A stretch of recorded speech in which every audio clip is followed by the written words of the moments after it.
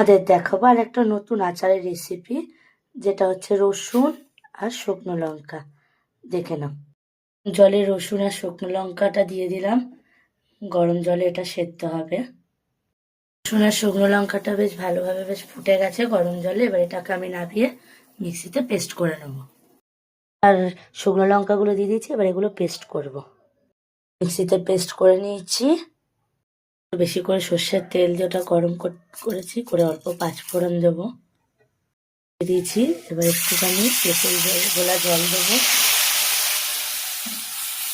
দিয়ে একটু নাড়াবো। হলুদ গুঁড়ো অল্প অল্প দেবো, কাশ্মীরি লঙ্কা। ভালো করে একটু নাড়িয়ে নেবো মশলাটা।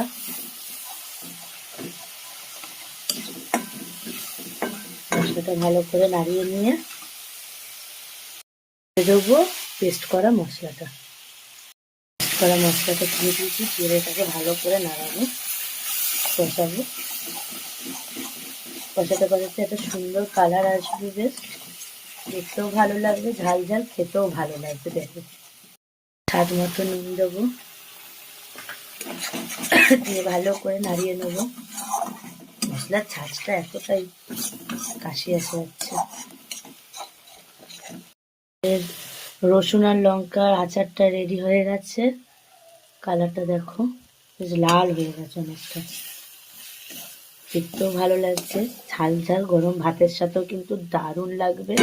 শুধু ভাত কেন, পরোটার সাথেও কিন্তু দারুণ লাগবে আচারটা। পারলে তোমরা এবার বাড়িতে ট্রাই করে দেখতে পারো।